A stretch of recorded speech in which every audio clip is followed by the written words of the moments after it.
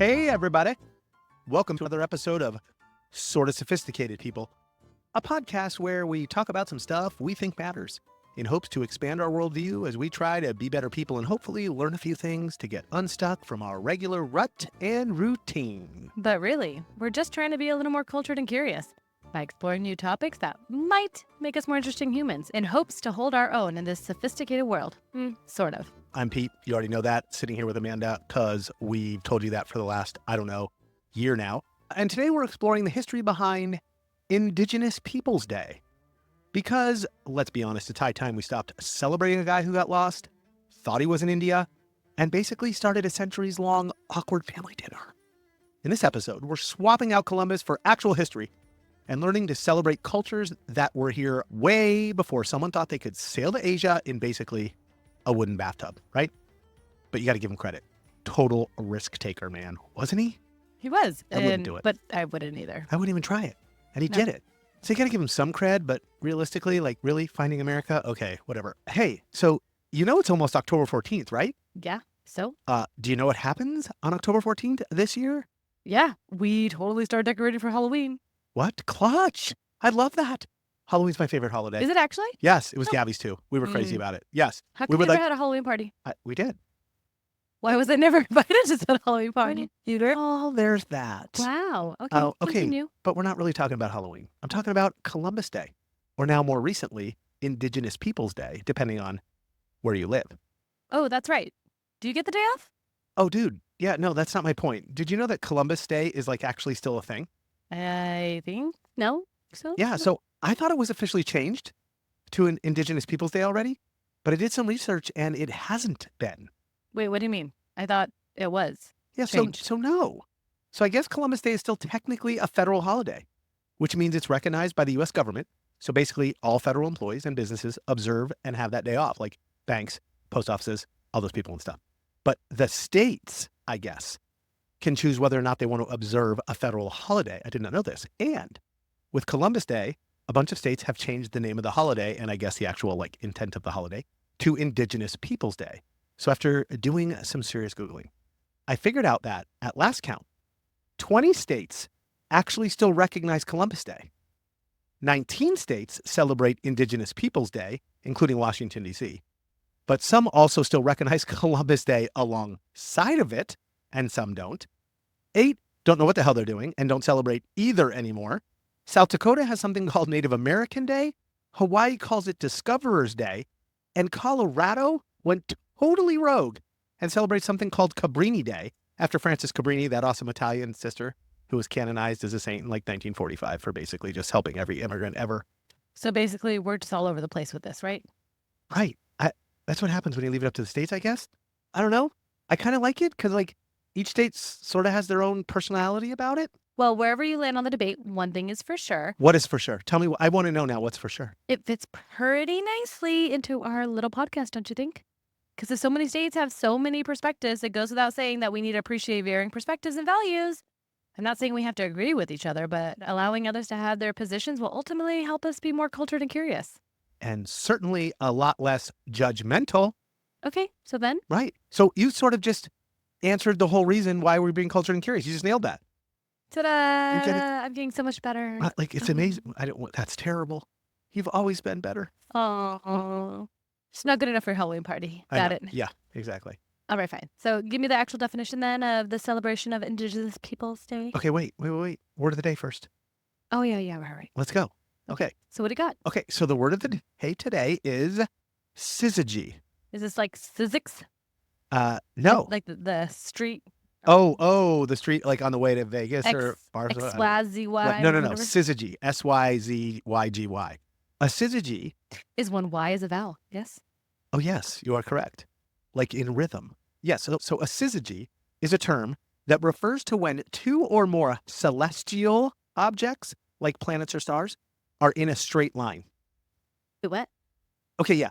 So imagine when the sun, moon, and earth are all aligned. That's like a syzygy. Like an eclipse. No, not that rare. They don't need to have full coverage, right? This isn't full bikini coverage or anything. This happens all the time, every 2 weeks or so, during a full moon or a new moon. They're just mostly aligned. I'm sorry. That's dumb. Who needs that word? But Okay, also, number what? 2, when it's a Don't- full moon and a new moon, isn't Yeah. it the same moon? Yeah, but I'm just saying they're lined up. That's why it's like the shadow or the no shadow. Like, that's the whole point. That's the syzygy, Oh, I right? see. Don't judge. Okay, just go with it. I randomly pick these things up, okay? Okay, well, you can do better next time. This one kind of sucks. Why? Because it's hard? Why? Yeah, it's hard. I mean, it's harder than what was the other one? What other one? Tight butt. Oh, Calipigian? That No, one. that was easy. I did that like 5 times. That's fine. Listen, deal with it. Okay, wait. So what was your real question before we got sidetracked? Like, because you asked me a question up there. I don't remember what it was. I wanted to know the actual definition of the celebration of Indigenous Peoples Day. Oh, gracias. Thank you for reprompting. I love that. Here we go. Strap it on. You ready? Okay. So I Googled it. Indigenous Peoples Day is a holiday that celebrates and honors the history, cultures, and contributions of Indigenous peoples. It serves as a counter-celebration of Columbus Day, which traditionally commemorates the arrival of Christopher Columbus in the Americas in 1492. 1492. 1492? Holy shit. Columbus sailed the ocean blue. Right. So Indigenous Peoples Day seeks to recognize the long-standing presence and significant contributions of Native American communities. I know I'm reading, it's terrible, but bear with me. As well as acknowledge the harm caused by colonization, including the displacement, mistreatment, and genocide of Indigenous populations. The day aims to foster awareness of Indigenous history, cultural resilience, and the ongoing challenges Indigenous people face today. Which, when you think about it, also answers the question about how learning about each topic makes us more cultured and curious. So yeah, we just like totally killed 2 birds with 1 stone. I'm so efficient, even though you already did it earlier. So yeah, hey, that was kind of like a syzygy. Like you did it, then I did it. Wrong. That Wait. was more like luck, not a syzygy, and no planets were involved. So do over. Okay, I thought we kind of lined up. So I got half, I get partial syzygy. Okay, fine. B minus. B minus. Fine. Okay. Wait, another question. What? What do we celebrate in California? Because now I'm just super confused. So am I. And Amanda, you're not going to believe this, but even after I researched all this, I'm still confused. So don't worry. Tell me. Oh yeah. So this is going to take a minute. Do you have like some sort of like Quaalude or something you take right now? Because you're going to need it. What's Quaalude? I don't know. It's like an old drug that like helps you. Maybe it helps you relax. I don't know. I never took Quaalude. I think a Quaalude's a hallucinogen. Okay. All right. So this is kind of nuts. So technically, California does observe the federal holiday, Columbus Day, and federal workers have the day off. But we're way too liberal, and nobody wants to recognize that it's really Columbus Day. So California, as a state, does not recognize Columbus Day. So far, so good? Nope. Okay. No. So federal employees get it off. Oh. State employees and everybody else, we ignore it completely. Who's a federal employee? I don't know, banks, right?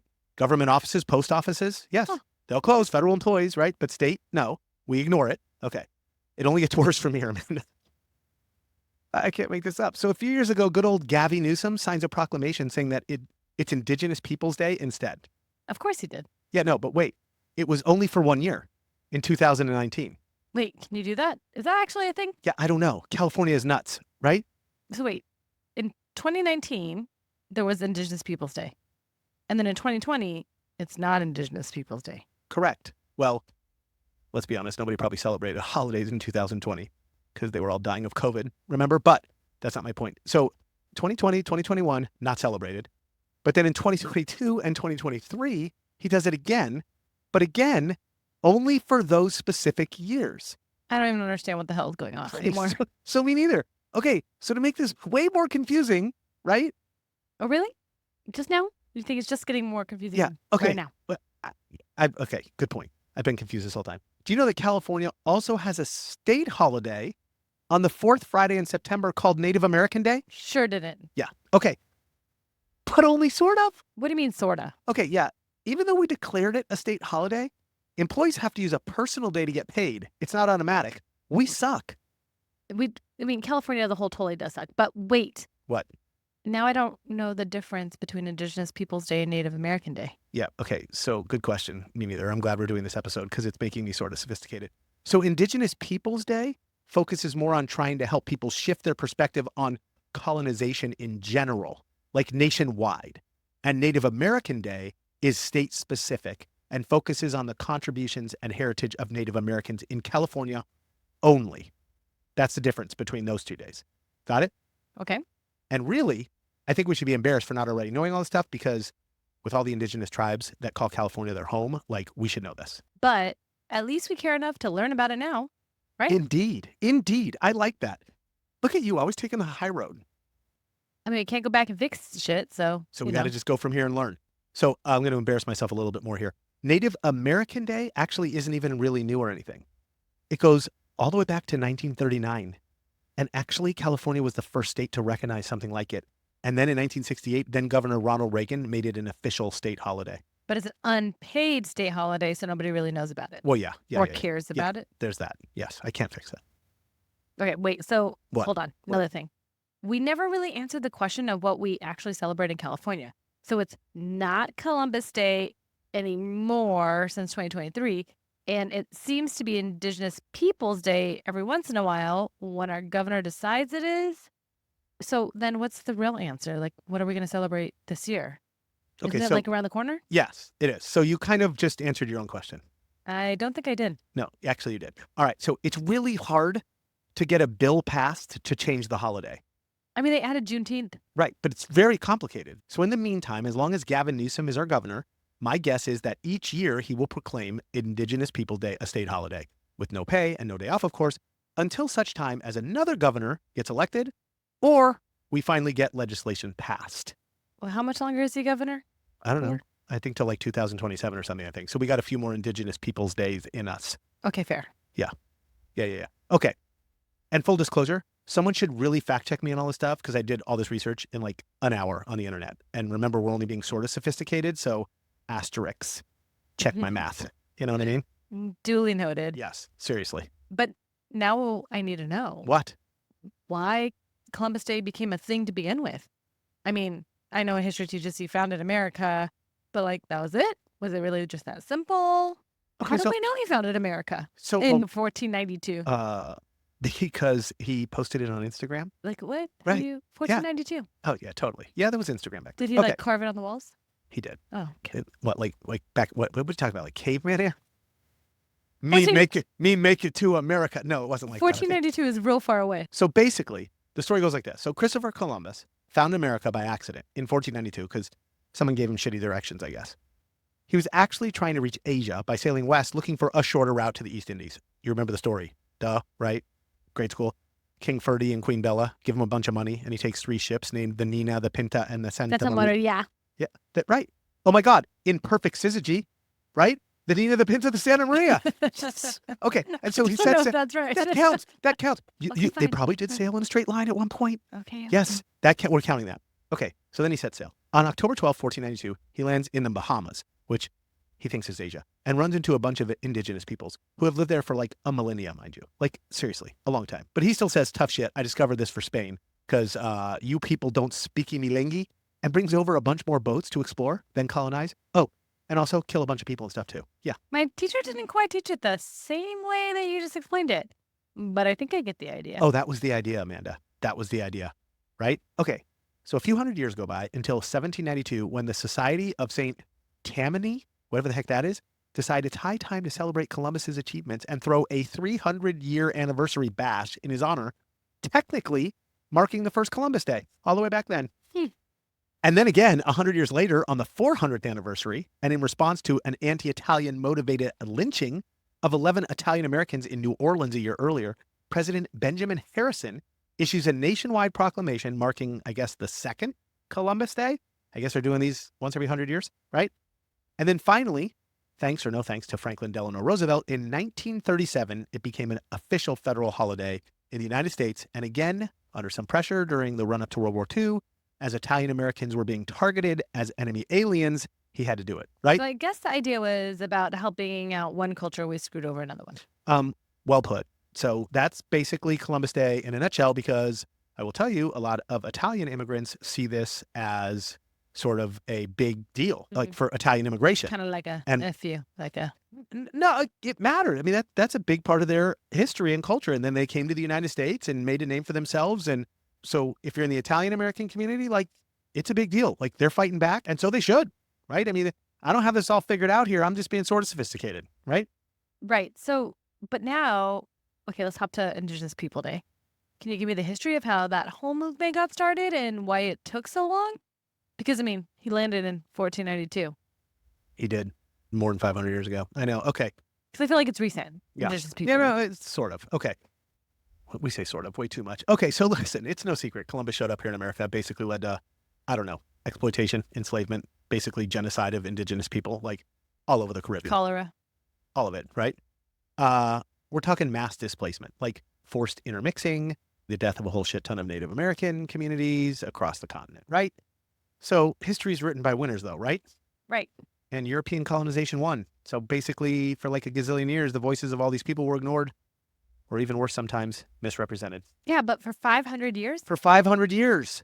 Look, up until pretty recently, like in my lifetime, indigenous people in the U.S. were forced to relocate, had their treaties broken, and have been totally suppressed, and had to deal with like the effects of systematic racism. They have and had like almost zero political power, Amanda. It wasn't really until the civil rights movement in the 1960s that people even like started changing our political system. And some indigenous activists actually started making noise. They were done with the whole Columbus is a hero thing. They wanted to flip the script. Instead of celebrating a guy who didn't know how to use a map, they figured, hey, it's time to celebrate the people who were already here and thriving long before the Italian mafia arrived, right? Okay, so up pops the American Indian Movement, the AIM, a grassroots organization founded in 1968. Who would have known? In Minneapolis, Minnesota, the whitest place ever, mind you, to start to address all the issues in the Native American communities. Poverty, discrimination, police brutality, these kind of things. How's that for a syzygy? I'm like throwing syzygy at you everywhere. I still don't think it's the right way to use it. That is. I just did the three things. Okay, they're kind of lined up. Poverty, discrimination, police brutality. Bear with me. Still lines up. We're not going to talk about the sun, the moon, and the stars here. So we got to go with it. Okay. Okay, so check this out. So they occupy Alcatraz in San Francisco for like 19 months from 1969 to 1971, claiming the land under the Treaty of Fort Laramie, which promised unused federal land and native people. So check, like the American Indian movement's kicking butt all the way back then. So then in 1972, there was a trail of broken treaties where AIM led a cross-country caravan to Washington, D.C. to present a 20-point proposal to the federal government demanding the restoration of native lands, sovereignty, and their treaty rights back because we broke all their treaties all the time. Then again in 1973, they occupied Wounded Knee in South Dakota to protest corruption within the Oglala Sioux tribal government and the U.S. government's failure to honor treaties. The standoff with federal authorities lasted 71 days and drew a boatload of attention to AIM's cause. So that goes on for a while, till like 1977. At the United Nations-sponsored International Conference on Discrimination Against Indigenous Populations in the Americas. Say that 10 times fast. Oh, that was hard to get through. Okay, right? Anyway, some brave people stand up and finally propose the idea of replacing Columbus Day with a day honoring indigenous people. We're in 1977 when this all starts. That's crazy. All right, but on the backs of AIM, right? So let's go. I mean, there was some people doing some stuff. Okay, so it takes a minute because nothing happens overnight. Of course, Amanda. And the idea sort of fermented for a while and started getting traction over the next few decades. So come 1990, South Dakota stood up and became the first U.S. state to officially recognize what they actually still call Native American Day. But no one really pays attention to South Dakota anyway. Who are we kidding? Remember, those were the guys that like chiseled the faces of 4 white men in a mountain. Don't forget, right? Yeah, that's not great. Yeah, not really great. But maybe that's why they made up for it with like Native American Day. Because they were like, well, we put these 4 white people here. I guess they're gray people if they're in a mountain. They're not really white people, but you get the idea. Fair. Wait. But South Dakota's totally making up for it. Are they? Yeah, because they're doing that huge crazy horse monument that's like supposed to be like 10 times the size of it. It's going to be amazing. Oh. Yeah. Okay. Huh. So good on South Dakota. Okay. So anyway, so shit goes sideways for a little while longer, right? So they're just sort of doing their thing. And then in 1992, of course, Berkeley, the city of Berkeley, right here in the good old fashioned Golden State, gets totally fed up and becomes the first city in the country to officially adopt the term Indigenous Peoples Day. Because basically it was the 500th anniversary of Columbus's arrival in America. And they were fired up to rewrite history in a more accurate and less embarrassing way. So what's up?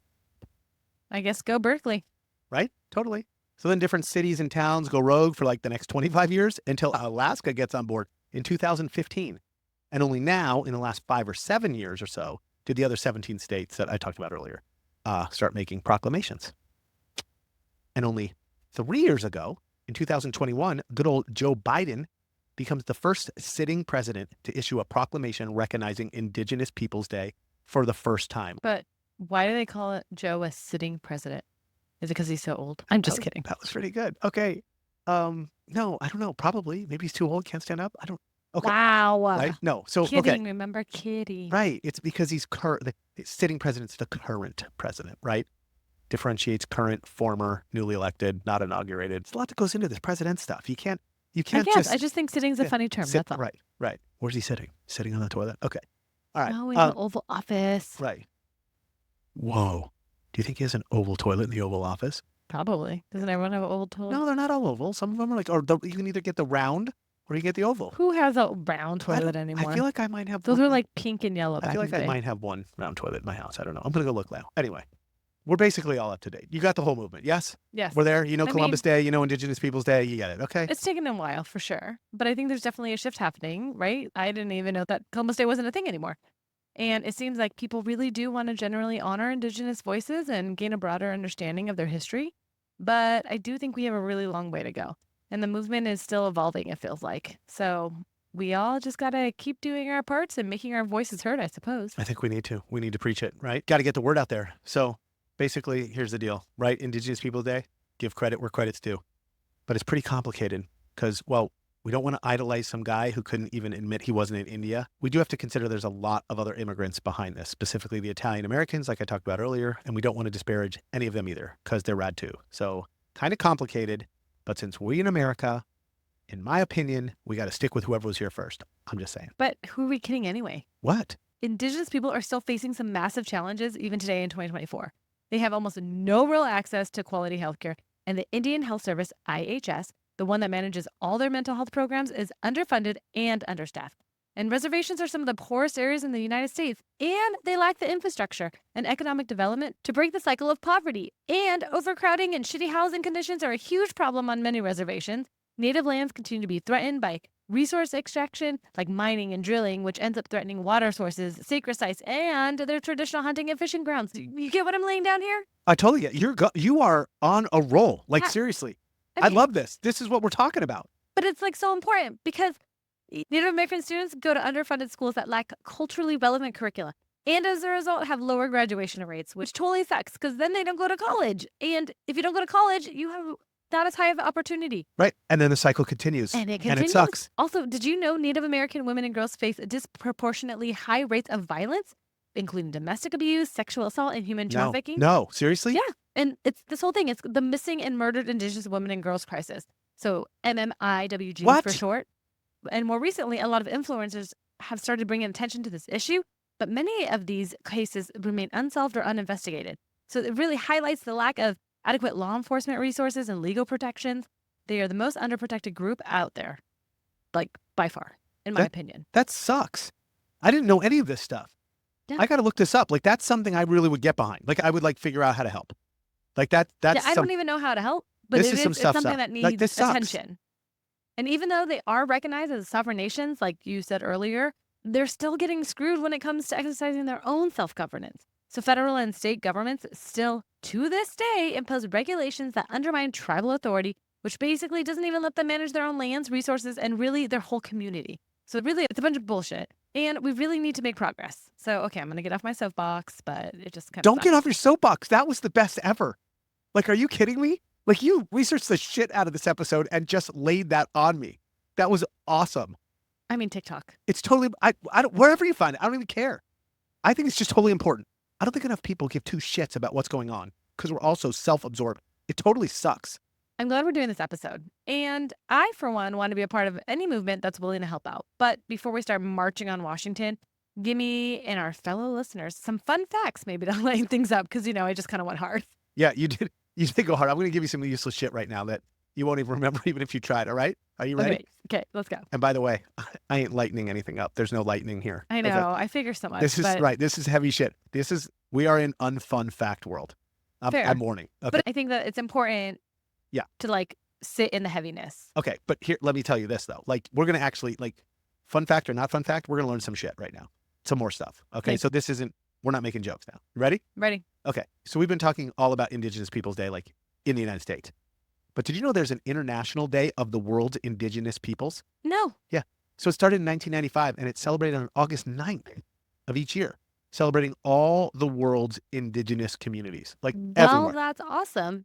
Never knew about it. Yeah, totally. Why? We've been doing it for 30 years. It's awesome. I mean, we're talking about Australia, right? We're talking about Africa. We're everywhere, right? Why isn't it a bigger deal here? I don't know. Why don't we join in with the world? Right. So what are we doing on August 9th? We're just ignoring things. I don't know. Okay. Next one.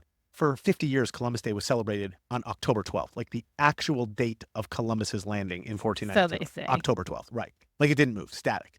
But in 1971, it was moved to the second Monday in October to create a long weekend as part of something called the Uniform Monday Holiday Act to help workers have more 3-day weekends by moving federal holiday observances to Mondays. Like, look at I mean, that. I get why it's moved because Right. it's weird to have like a holiday in the middle if they're going I to give it guess so, off. right. But The Uniform Monday Holiday Act, people, who would have known? We signed it. Yep. Yeah, next one. Did you know other countries actually celebrate Columbus Day, like not just America? why? Yeah, okay. So it totally has different names. Like in Latin America, it's known as Dia de la Raza, Day of the Race. I guess because he originally landed in the Caribbean. He didn't land in the United States. He landed in the Caribbean, so they celebrate. And in Spain, it's celebrated as Fiesta Nacional de España, or Dia de la Hispanidad. Because, remember, they funded the whole thing and stuff. So you have to have one in Spain. There you go. Look at that. Okay. Next one. Did you know Native Americans spoke more than 300 languages? Now, is that 300 because there's 300 different tribes? No, there's way or more. Way more. Yeah. That's a lot. Yeah, I know it is. So here's the sad part. Most of them are long gone as a result of this whole assimilation policy directed by our government. Okay, so listen to this. In 1868, then President Ulysses S. Grant declared, and I quote, "In the difference of language today lies 2/3 of our trouble. Their barbarous dialect should be blotted out and the English language substituted." Talking about the Native Americans, of course. Totally shitty move by Grant. So get this. As a result of this decision, Native American children were taken to Indian boarding schools and educated in English. And it wasn't until 1972, Amanda, I was already born, when Congress finally passed the Indian Education Act, declaring that Native American tribes were permitted to teach their own languages. What the fuck? Seriously. And now because of all this, it's now believed that all but 2 Native American languages are in danger of disappearing altogether by 2050. It's really shameful. It is and sad. terrible. And It's terrible. Unbelievable, right? I told you this wasn't going to be awesome.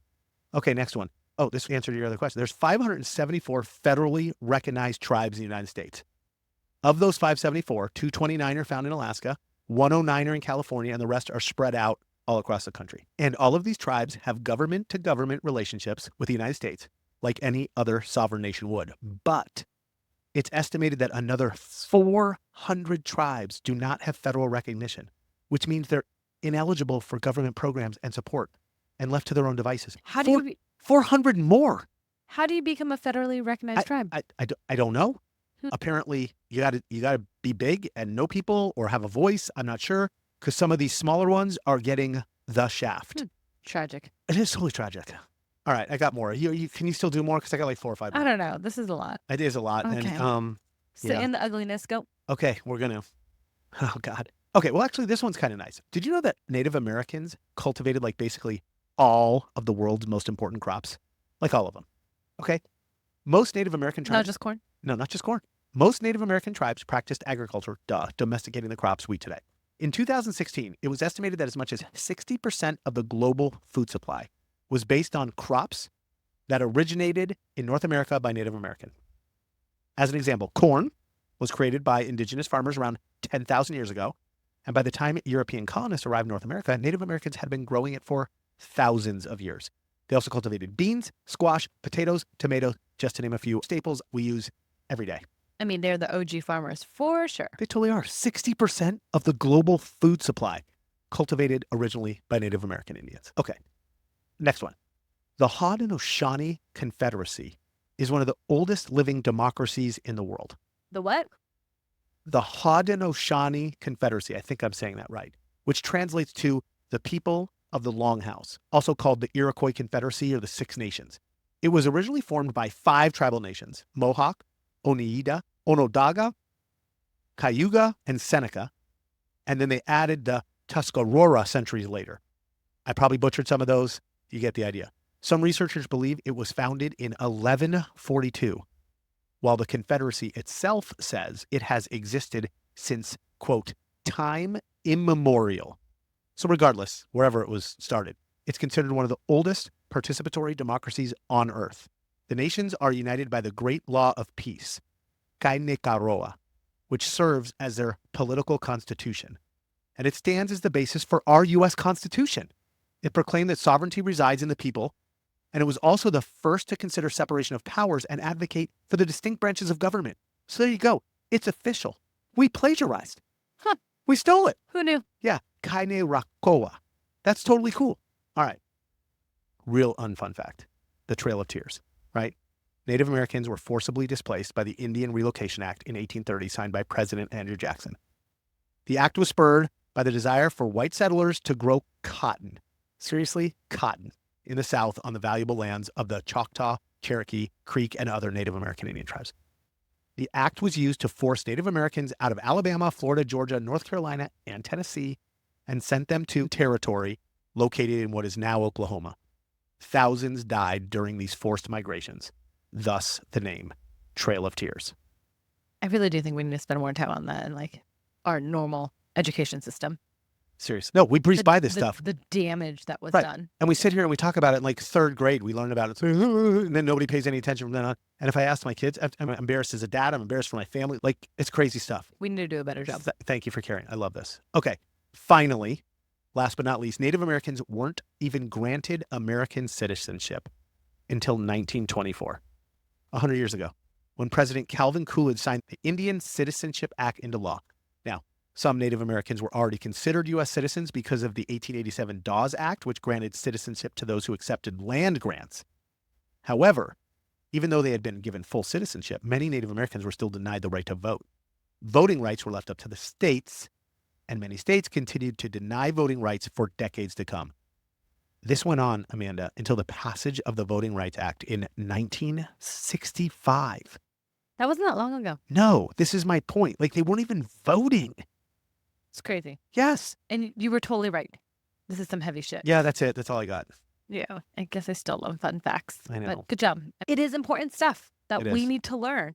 And so much of our history that we don't learn that would probably make us better humans today if we did. Amen. All right. So recap this episode for me. Just let me know the things that I need to remember and make it simple. Oh my God. Because now I'm just like emotionally tired. I know, but you got to remember it all. I mean, who's going to preach it if me and you ain't preaching it? You think people are looking this up? We got to preach it, I Amanda. agree. Well, so you just got to make it like All right. pretty pointed for I'll people. I'll go pointed. Okay, first, watch Conquistadors, The Rise and Fall on Nat Geo TV. First episode, it's only 40 minutes. Great documentary. The whole first season's only 6 episodes. They're all good, but the first one is the one about Christopher Columbus. But if you want to watch something newer, check out Killers of the Flower Moon, the Osage Murders and the Birth of the FBI. Probably on Amazon Prime or something, I don't know. It's a story about how we totally screwed the Osage out of oil money that was rightfully theirs. Great cast. Loved the movie. Book, also 5-star for sure if you want to read the book. Super sad story. Did you actually read it and watch it? Read the book, watched the movie. Unbelievable. Just came out like this year. I think it won Academy Award for something. But if it was Best Picture, I apologize. I should know that, but it won something. Yeah. Look at you. Proud of you. I know. Okay. Second, care about the cause and support Indigenous-owned businesses. I think that's a great, great place to start. So if you think like, what can I really do? Right? Like, that's a place where I think you can go. Look up Indigenous-owned businesses in your local community. Purchase from Indigenous artisans, go to their restaurants, help support their livelihood. Number one, above all things, that's where I'd go. Okay, third, contribute to nonprofits that support Indigenous causes, such as education, healthcare, land rights, right? Try the Native American Rights Fund, the NARF, and the First Nations Development Institute, or the MMIWG, right? I think those are great places to go figure out how to help. Fourth, when Indigenous Peoples Day rolls around this year, share the fun fact about how many states still celebrate Columbus Day and how many have already made the shift and how many still can't decide. Chat it up with people, start talking about it. And finally, share these interesting and relevant details to seem sort of sophisticated. 1, Indigenous Peoples Day was first proposed in 1977 at a United Nations-sponsored conference on discrimination against Indigenous populations in the Americas. It was created to honor the history, culture, and contributions of Indigenous peoples and to provide an alternative narrative to Columbus Day. 2, the day serves to recognize resilience, achievements, and diverse cultures of Indigenous communities. It also aims to raise awareness of the impact of colonization, including historical and ongoing injustices faced by Indigenous peoples. 3, Indigenous Peoples Day challenges the traditional celebration of Columbus Day, which many view as glorifying colonization and erasing Indigenous history. It seeks to provide a more accurate reflection of history by acknowledging the suffering caused by European colonization. 4, Although not yet a federal holiday, Indigenous Peoples Day is increasingly recognized across the United States, with more states, cities, and institutions adopting it as an official holiday. This trend reflects the broader movement towards honoring Indigenous perspectives and histories. 5. And finally, while it may seem easy enough to shit on Columbus, never forget he represents the spirit of adventure, resilience, and a pursuit of opportunity. And he was already really dead before we decided to name a holiday after him. His voyages helped spur scientific curiosity, technological advancements, and a broader understanding of our world. So even though we don't need to have a holiday for him, we certainly should appreciate the man behind the controversy because he didn't name the holiday after himself, right? He wasn't that crazy. He wasn't. And there you have it, folks. The history of Indigenous Peoples Day. A story that's as rich and complex as the 50 different ways you try to pronounce Haudenosaunee while listening. So next year, when your friend invites you to a Columbus Day sale, just say, no thanks, I'm busy celebrating people were here long before 2 ships and a questionable sense of direction showed up. Remember, it's not just a day off, it's a day on to learn, reflect, and maybe finally put yourself in the shoes of those that really built this nation, the hard way. See you next time, and don't forget to keep decolonizing that calendar. We'd like to think we've shared just enough information to make you more sophisticated and either a flaming nuisance or a bit more interesting to your fellow humans, sort of. If you enjoyed this episode and found it particularly interesting, don't forget to subscribe, leave a review, and share with your peeps. Until next time, stay curious and stay inspired. Hey, wait. Do you know how to say stay curious and stay inspired in like Lakota? I don't. No? I'm hoping you do. You want me to try this? I do. Wanyanka wonspekiayani means look and be curious. And then stay inspired is Owanaki Nikuan Hecha. I'm probably screwing that all up, but there it is. But you tried. I tried. Here we go. Yes. So look and be curious and stay inspired, people.